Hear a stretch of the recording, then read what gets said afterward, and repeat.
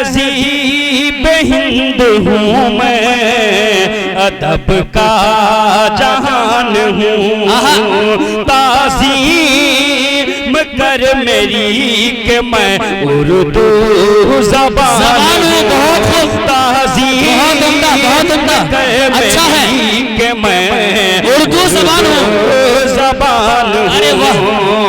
करता हूँ शायरी अपने इलाके में, तन्हा शायरी अपने इलाके में। कैसर मैं अपनी कौम का एक तर्जमा। अजीजा रुखसार सल्लमहा को दावत देता हूँ कि वो तशरीफ लाए और अपनी याद करदा तकरीर हम सामाईन के दरमियान पेश करें। बिस्मिल्लाहिर्रहमानिर्रहीम, अल्हम्दुलिल्लाहि वहदा वस्सलातु वस्सलामु अला मन ला नबिय्य बाद, अम्मा बाद। अस्सलामु अलैकुम व रहमतुल्लाहि व बरकातुहू। स्टेज पर रौनक अफरोज उलमाए किराम, मुहाजिरीन किराम और पर्दानशी मेरी माँ और बहनों, मैं कोई मुकर्रिरा नहीं हूँ कि आप लोगों के सामने लंबी चौड़ी तकरीर करूँ, लेकिन मैंने मदरसा दारुल उलूम मोहम्मदपुर मझारी के चहार दीवारी में रहकर जो कुछ भी सीखी और पढ़ी उसी को आप लोगों के सामने बयान करना चाहती हूँ। हज़रत अल्लाह ने कुरान करीम में इरशाद फरमाया कि ऐ नबी, आप अपनी बीवियों, बेटियों और उम्मत मुस्लिमा की तमाम औरतों से कह दीजिए कि वो अपने ऊपर थोड़ी सी चादर लटका ले और बेलगाम घोर की तरह न फिरे। लेकिन आज औरतों से शर्म हया का जनाजा उठ गया, बेहयाई बेवकारी आम होती चली गई, गाने वाले आम होते चले गए, यूरोप की तहजीबों तबद्दुन को इख्तियार कर ली, अल्लाह और उसके रसूल के अहकामात को भूल गए। ऐ मेरी माँ और बहनों, तुम्हें दुनिया में जीने का हक नहीं दिया जाता था, तेरी वजूद को बाइसे जिल्लत समझा जाता था, तुम्हें जिंदा जमीन में दफन कर दिया जाता था, लेकिन मोहम्मद सल्लल्लाहु अलैहि वसल्लम ने तुम्हें जीने का हक दिलवाया और फरमाया कि ऐ लोगों, बेटी घर की रहमत है। लेकिन ऐ मेरी बहनों, तुम नबी के फरमान को छोड़कर गलत तरीका इख्तियार करके और दुनिया की रंगीन फिजा में रहकर बहुत ज्यादा कामयाब नहीं हो सकती, बल्कि तुम जहन्नम के ईंधन बन सकती हो।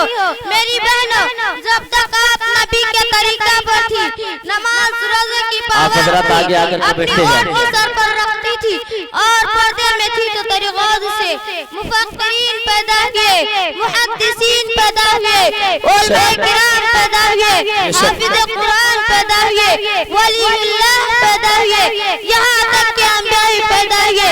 लेकिन जब से तेरा अमाल खराब हो गए, नमाज रोजे को छोड़ दी, अपनी औरती को गले का हार का दर्जा दे दी, फिल्म और सीरियल का आशिक बन गई, अपने घर से बन सवर कर बाजारों में सैर तफरीह के लिए निकलने लगी, तो तेरे गौज से फिर अमान सिफत लोग पैदा हुए, चोर और डकैत और जुआरी, वे शराबी और दीन के दुश्मन पैदा हुए। इसीलिए बिनते हवा, अपनी मुकाम मर्तबा को पहचानो। अगर तुम माँ होते तो तेरे कदम के नीचे जन्नत होनी चाहिए, अगर तू बीवी होते हजरत आयशा की जिंदगी तो आपकी जिंदगी भी होनी चाहिए।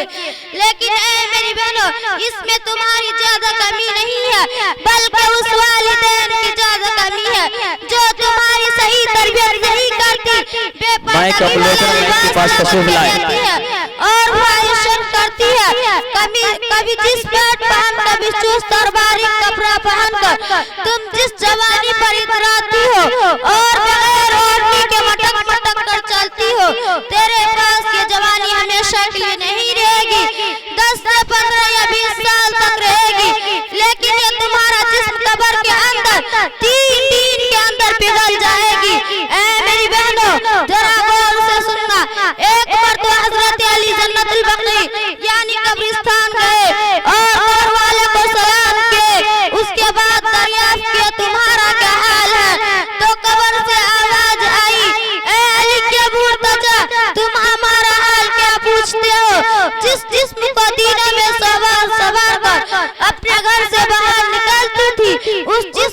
कीड़े ने खाना शुरू कर दिया। जिस होंठों में लिपस्टिक लगाकर चलती थी उसको भी कीड़े ने खा लिया। लोगों को दिखाने के लिए सर खोल कर चलती थी, वो बाल भी झड़ना शुरू हो गया। ए अली क्या पूछते हो?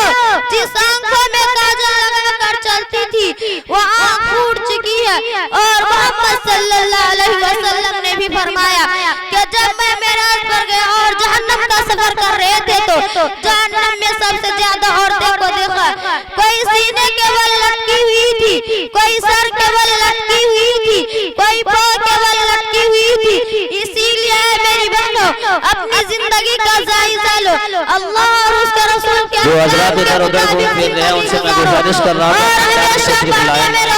इनके बाद इंशाअल्लाह एक बहुत दिलचस्प मुकालमा पेश किया जाएगा। हिफाजत कर ली तो वह जन्नत में जाएगी। बस इसी चंद बातों पर मैं अपनी तकरीर खत्म करती हूँ।